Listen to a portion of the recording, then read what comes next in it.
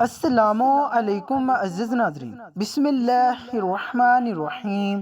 ناظرین، یروشلم کے ایک ویران علاقے میں ہزاروں مردوں کی ہڈیاں بکھری ہوئی تھیں۔ اچانک ایک نبی نے پہاڑ پر کھڑے ہو کر اللہ سے دعا کی اور دیکھتے ہی دیکھتے وہ سیدھا ہڈیوں میں جان آ گئی۔ وہ عبرتناک واقعہ ہے جسے قرآن نے بیان کیا ہے اور جسے حضرت حزقیل علیہ السلام کا معجزہ کہا جاتا ہے۔ یہ شہر یروشلم کا کوئی ویران اور خاموش علاقہ تھا جہاں ہزاروں مردوں کی ہڈیاں دو پہاڑوں کے درمیان بکھری ہوئی تھیں۔ ایک بزرگ پہاڑ کے ایک اونچی چوٹی پر کھڑے تھے اور اللہ کی بارگاہ میں ہاتھ اٹھاتے دعا میں مصروف تھے۔ ہر مخلوق اس منظر کو حیرت زدہ ہو کر دیکھ رہی تھی کہ اچانک ہوا میں خنکی بڑھنے لگی اور میدان میں بکھری ہڈیاں حرکت میں آ گئیں۔ ان بسیدہ ہڈیوں میں گویا جان آ گئی اور وہ آپس میں جڑنے لگی۔ موت کی ایک خوفناک وادی میں ایسا کیا ہوا جو قوم بنی اسرائیل کے لیے عبرت کا نشان بن گئی؟ وہ بزرگی کا یہ معجزہ پیش آیا۔ آج ہم اس ویڈیو میں حضرت حزقیل علیہ السلام اور موت کی وادی کے اس قرآنی واقعہ کو تفصیل سے جانیں گے۔ حضرت حزقیل علیہ السلام ایک نیک، صابر اور برگزیدہ نبی تھے۔ حضرت حزقیل کے والد کا نام بوزی کاہن تھا، جبکہ بعض نے لکھا کہ آپ حضرت یرمیہ علیہ السلام کے بیٹے ہیں۔ عبرانی زبان میں حزقیل کے معنی اللہ کی قدرت کے ہوتے ہیں۔ بعض علماء نے قرآن مجید میں موجود نام زوال کفل کو حضرت حزقیل کا دوسرا نام قرار دیا ہے۔ حضرت حزقیل کی بعثت کا زمانہ 622 قبل مسیح کا ہے۔ روایتوں سے پتہ چلتا ہے کہ آپ علیہ السلام ابھی بچے تھے کہ والد کا انتقال ہو گیا۔ جب آپ کی بعثت کا زمانہ قریب آیا تو والدہ بہت ضعیف اور بوڑھی ہو چکی تھی، اس لیے بنی اسرائیل کے لوگ آپ کو ابن العجوز یعنی بڑھیا کا بیٹا کہہ کر پکارتے تھے۔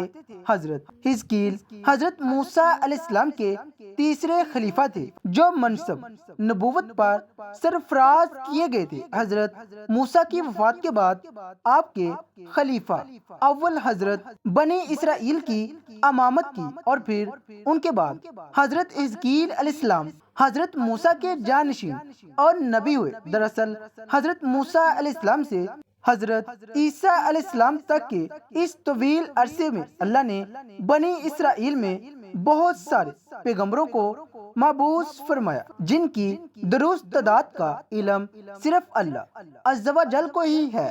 ان میں سے چند پیغمبروں کا تذکرہ قرآن مجید میں ہے، بعض کا تفصیل سے تو کچھ کا مختصر ذکر ہوا ہے۔ لہٰذا حضرت یوشع اور حضرت حزقیل علیہ السلام کا نام قرآن مجید میں موجود نہیں ہے، البتہ بعض واقعات کے ضمن میں ان نبیوں کا ذکر حدیث اور اقوال میں ملتا ہے۔ حضرت حزقیل نبوت کے عہدے پر فائز ہوئے تو بنی اسرائیل میں سرکشی اور نافرمانی عام تھی۔ جھوٹ، منافقت، رشوت خوری، حسد، گناہ معاشرے میں سرایت کر چکی تھی۔ لوگ بے حیا اور بدکاری پر فخر کیا کرتے تھے، ظلم و جبر کر کے خوش ہوتے تھے۔ باپ دادا کی رسم و رواج مذہب بن چکی تھی۔ قوم اتنے فرقوں میں بٹ گئی تھی ان کا شمار ممکن نہ رہا تھا۔ اس بدترین معاشرے میں حضرت حزقیل علیہ السلام نے توحید کا پرچم بلند کیا۔ آپ نے اپنی قوم کے لوگوں کو سچائی اور راست بازی کی تعلیم دی اور لوگوں کو صراط مستقیم پر چلنے کی ہدایت کی، لیکن ان وعظ و نصیحت کا اور تبلیغ کا ان لوگوں پر بالکل اثر نہ ہوا اور وہ آرائشوں پر قائم رہے۔ لہٰذا آپ نے بنی اسرائیل پر آنے والے عذاب اور ہولناکی تباہی سے انہیں آگاہ کیا۔ بائبل میں آپ سے منسوب صحیفہ حزقیل موجود ہے، جو بائبل کی آخری کتاب ہے۔ آپ کی پیشن گوئی تفصیل سے موجود ہے۔ سن 550 قبل مسیح میں بائبل کے بادشاہ بخت نصر نے بیت المقدس پر حملہ کر دیا، لہٰذا یہودی خوف زدہ ہو کر قلعہ بند ہو گئے۔ حضرت حزقیل علیہ السلام کا خیال تھا کہ بنی اسرائیل کی تباہی ان کے لیے بطور سزا اور سبق ہے جو خدا کی طرف سے دی گئی ہے۔ آپ نے توبہ پر زور دیتے ہوئے اپنی قوم کے لوگوں سے کہا، توبہ کرو اور اپنی ساری بدکاریوں سے باز آ جاؤ۔ سارے برے کام جنہیں کر کے تم گناہ گار ہوتے ہو خود سے جدا کر کے پھینک دو اور اپنے لیے ایک نیا دل اور نئی روح پیدا کرو۔ مہینوں تک یہ محاصرہ جاری رہا۔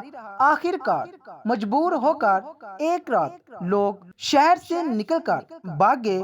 بخت نصر کی فوج نے ان کا تعاقب کر کے ان کو قتل کر دیا۔ پورا یروشلم خاک و خون سے لت پت ہو گیا۔ اسی دوران ایک ایسا واقعہ پیش آیا جسے بنی اسرائیل حیرت زدہ رہ گئے اور یہ واقعہ نشان عبرت بن گیا۔ واقعہ دراصل یوں ہے کہ حضرت حزقیل علیہ السلام نے بنی اسرائیل کے بچے ہوئے لوگوں سے کہا کہ تم سب تیار ہو جاؤ، ہم مشرکین سے جنگ کرنے جائیں گے تاکہ اللہ کے نام کو بلند کیا جا سکے۔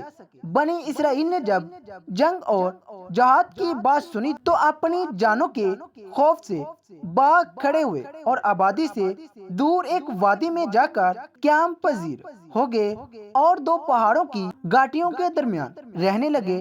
اللہ تعالیٰ کو ان لوگوں کی یہ حرکت بہت زیادہ ناپسند ہوئی، چنانچہ اللہ نے ایک عذاب کے فرشتے کو اس جنگل میں بھیج دیا جس نے ایک پہاڑ کی آڑ میں چھپ کر اور چیخ مار کر خوفناک آواز سے یہ کہا کہ تم سب مر جاؤ۔ اس بھیانک چیخ کو سن کر سب کے سب لوگ وہیں مر گئے جن کی تعداد 70,000 تھی۔ ان مردوں کی تعداد اس قدر زیادہ تھی کہ لوگ ان کے کفن و دفن کا کوئی انتظام نہ کر سکے اور ان مردوں کی لاشیں کھلے میدان میں بے غوری کفن یوں ہی پڑی رہ گئی۔ کچھ عرصہ بعد یہ لاشیں اسی طرح پڑی رہنے کی وجہ سے سڑنے لگی اور بے انتہا بدبو سے پورے جنگل میں بلکہ اس کے اطراف میں بدبو پیدا ہو گئی۔ کچھ لوگوں نے ان کی لاشوں پر رحم کھا کر چاروں طرف سے دیوار اٹھا دی تاکہ یہ لاشیں درندوں سے محفوظ رہیں۔ کچھ دنوں کے بعد حضرت حزقیل علیہ السلام کا اس جنگل میں ان لاشوں کے پاس سے گزر ہوا تو اپنی قوم کے 70,000 انسانوں کی اس موت ناگہانی اور بے گور کفن لاشوں کی فراوان دیکھ کر رنج و غم سے ان کا دل بھر گیا۔ آپ دیدہ ہو گئے اور اللہ کے دربار میں دکھ بھرے دل سے گر گرا کر دعا مانگنے لگے کہ یا اللہ، یہ میری قوم کے افراد تھے جو اپنی نادانی سے یہ غلطی کر بیٹھے کہ موت کے ڈر سے شہر چھوڑ کر جنگل میں آ گئے۔ یہ سب میرے شہر کے باشندے ہیں، ان لوگوں سے مجھے محبت تھی اور یہ لوگ میرے دکھ سکھ کے شریک تھے۔ افسوس کہ میری قوم ہلاک ہو گئی اور میں بالکل اکیلا رہ گیا۔ اے میرے رب، یہ وہ قوم تھی جو تیری حمد کرتی تھی اور تیری توحید کا اعلان کرتی تھی اور تیری کبریا کا خطبہ پڑھتی تھی۔ آپ بڑے سوزے دل کے ساتھ دعا میں مشغول تھے کہ اچانک آپ پر یہ وحی اتر پڑی کہ اے حزقیل، آپ ان بکھری ہوئی ہڈیوں سے فرما دیجئے کہ اے ہڈیوں، بے شک اللہ تم کو حکم فرماتا ہے کہ تم اکٹھا ہو جاؤ۔ یہ سن کر بکھری ہوئی ہڈیوں میں حرکت پیدا ہوئی اور ہر آدمی کی بکھری ہوئی ہڈیاں جمع ہو کر ہڈیوں کے ڈانچے بن گئے۔ پھر یہ وحی آئی کہ اے حزقیل، آپ فرما دیجئے کہ اے ہڈیوں، تم کو اللہ کا یہ حکم ہے کہ تم گوشت پہن لو۔ یہ کلام سنتے ہی فوراً ہڈیوں کے ڈانچوں پر گوشت پوش چڑھ گئے۔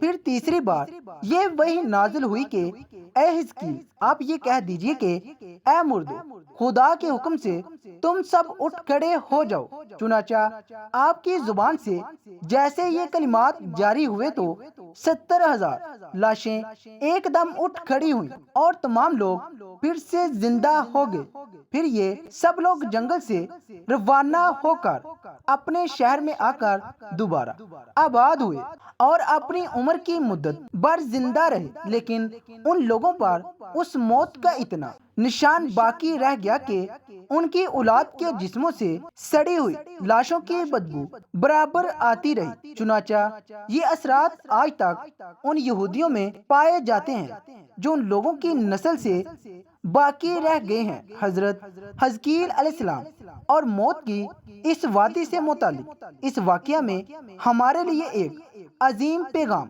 موجود ہے کہ موت سے فرار ممکن نہیں، کہ اس کا ایک وقت متعین ہے جس میں لمحوں کی بھی کمی یا زیادتی کی گنجائش نہیں، جیسا کہ اللہ نے فرمایا کہ ہر جاندار کو موت کا مزہ چکھنا ہے۔ موت و حیات تقدیر الہی کے تابع ہیں اور تقدیر الہی کے مقابلے میں کوئی تدبیر کارگر نہیں ہو سکتی۔ سورۃ انعام میں اللہ نے فرمایا، تم جہاں بھی جاؤ گے وقت مقرر پر موت تمہیں جا پکڑے گی، چاہے تم مضبوط قلعوں میں ہی کیوں نہ رہ رہے ہو۔ یہ واقعہ حضرت حزقیل علیہ السلام اور موت کی وادی کا ہے اور اس کا ذکر قرآن نے بھی سورۃ البقرہ آیت نمبر 243 میں ملتا ہے۔ قرآن میں اللہ تعالیٰ فرماتا ہے، کیا تم نے ان لوگوں کو نہیں دیکھا جو ہزاروں کی تعداد میں موت کے خوف سے اپنے گھروں سے نکل بھاگے تو اللہ نے ان سے کہا مر جاؤ، پھر انہیں زندہ کر دیا۔ بے شک اللہ لوگوں پر فضل والا ہے، لیکن اکثر لوگ شکر نہیں کرتے۔ حضرت حزقیل علیہ السلام اور موت کی وادی کا یہ واقعہ ہمیں یہ سبق دیتا ہے کہ موت سے بھاگ کر کوئی نہیں بچ سکتا۔ اللہ نے قرآن مجید میں فرمایا، ہر جاندار کو موت کا ذائقہ چکھنا ہے اور تم جہاں بھی جاؤ مقرر وقت پر موت تمہیں پکڑ لے گی۔ ناظرین، یہ واقعہ ہمیں ایمان، توبہ اور اللہ پر بھروسے کا پیغام دیتا ہے۔